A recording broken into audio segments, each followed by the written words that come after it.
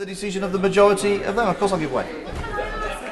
The honourable member, when he last met with his local members of the Youth Parliament, what their view was on whether they should use this place for debating and what his response was to them.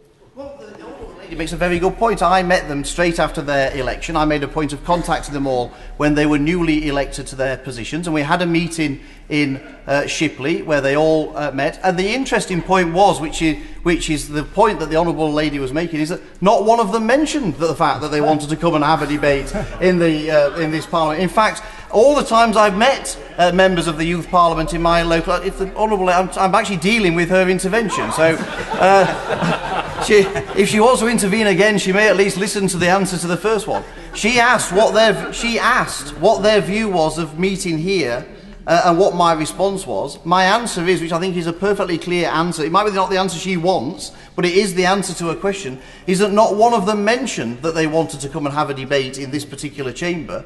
In fact, in the times that I've been to visit, when I went to visit their debate at Bradford Council chamber, not one of them mentioned it there either. So if this is such a... Well, if I'm still dealing with her previous intervention. The WASP, Madam Deputy Speaker, appears to have moved places all of a sudden. But So if it's so important to all of the members of the Youth Parliament, then why, perhaps the honourable lady, when she comes back for a second bite of the cherry, will explain why none of them mentioned it to me.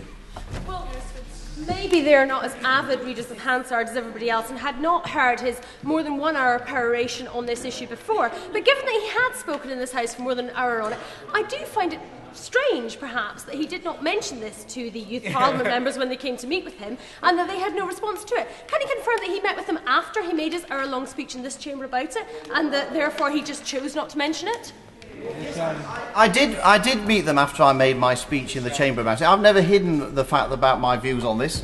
The point is, Madam Deputy, I have no idea what the honourable lady does, and I know for a fact that she's an incredibly diligent local MP. But I will, she can learn nothing from me in terms of being a good constituency MP. But I will, just for clarity, explain my approach to these things. And my approach when I meet the members of my Youth Parliament are to ask them about the issues that they're interested in.